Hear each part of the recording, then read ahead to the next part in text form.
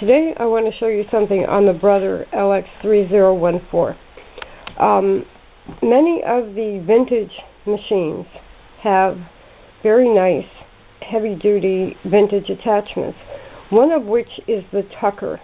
And I believe I have a video up on a model Singer 6616 and using the tucker.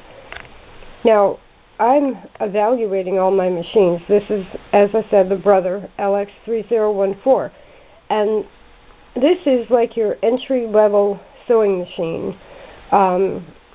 If you watch the videos on this machine, I got it very inexpensive. Very inexpensively. It has 14 stitches and a total of 35 stitch capabilities, which I haven't explored all of them. I have a lot of videos up about how to use it, but what I want to talk about today is what seems to be the one decorative stitch it really has is stitch number 13, which is right here, and it is the shell tuck stitch. And I think this is as close as they get to a tucker. And this is where sewing has ended up. You know, I'm wondering why companies aren't making treadles and hand cranks because of climate change and all of that. Why they're all making plastics or computerized or disposable. And so anyway, I'm reevaluating this machine. And I went through the stitches, and I was like, well, okay, so really the only decorative one is 13. 12 is the blind hem stitch, and 14 is the elastic stitch. So even though those could be decorative, they really have functions. So 13 is the shell tuck stitch. Now, I've already done it on this bandana piece, and you can see, obviously, I was just kind of winging it. What they say to do in the book is to fold the fabric on the bias, which I started there. And then I did a row of it. Then I folded it under again and did a row of it. And then I should have folded it more closely, but I did a third row. And that should be like a cuff, or maybe even a collar, or something on apparel for the most part that is a way to add a decorative stitch to apparel. But I was thinking, if you fold your fabrics on the bias, like if you're making sleeves, that's going to take an awful lot more fabric than just following the grain. So that's one thing I just see as a little odd. But at the same time, if you're making a very fancy blouse, it may be worth the extra fabric to cut the sleeves or the collar on the bias, so that you can sew on the bias like that. So there is 3 rows of the shell tuck stitch. Now to do this, it's very simple. You just change the machine to number 13. Make sure your needle is up when you're doing this. And I always have to look at it right on because it seems to be off.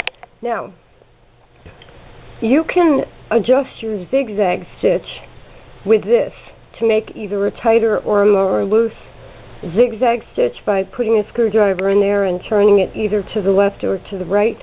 I've already tried that with the shell tuck stitch, and it doesn't really tighten it. So you're going to get that particular stitch that big. You can't shrink it.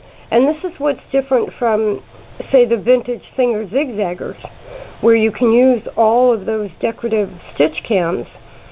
You can change your stitch length, and you can shrink this down to half the size sometimes. So, but anyway, let me set up the camera. I have a piece of muslin that is not folded on the bias. It's just folded like you would fold anything that you were sewing. And let's set this up right here. Now, the other thing they say is to tighten the tension. So I've got it on 2. I'm going to put it on 4. I've got green thread in the machine. And then you have to keep the fabric on the very edge.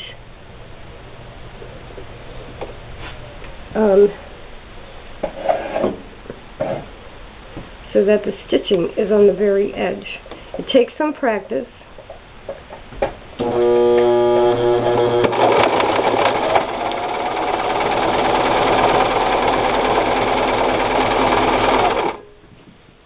But it's very fast and easy. Now, if you compare that to a vintage tucker, I mean, you can't compare it. It's so fast and easy. And look at that. And that's folded normally. So if I wanted to add that to cuffs or a collar or anything, I can. And it's little blocks. I'm trying to get that to focus. It's very nice. But then, so treat this like a tuck. And then open your fabric out and fold it again. And the practice is in knowing exactly how far apart you're doing this. Make sure you place it in the same place you had the other one, as far as under the foot and going on the edge.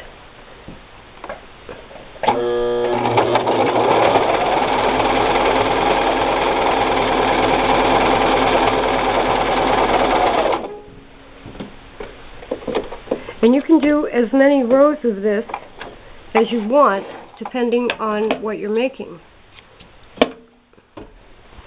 So then, I have and these are just loose threads that I would have to pull out of there. I have 2 rows. And then what you do, say I want 2 rows. Then you get out your iron and you press this down like that, and you have rows of tucks. I have to say, it's extremely easy.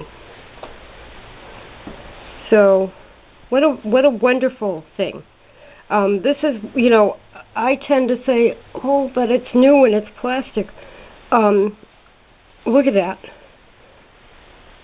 So that's number 13 on the Brother LX3014, the shell tuck stitch.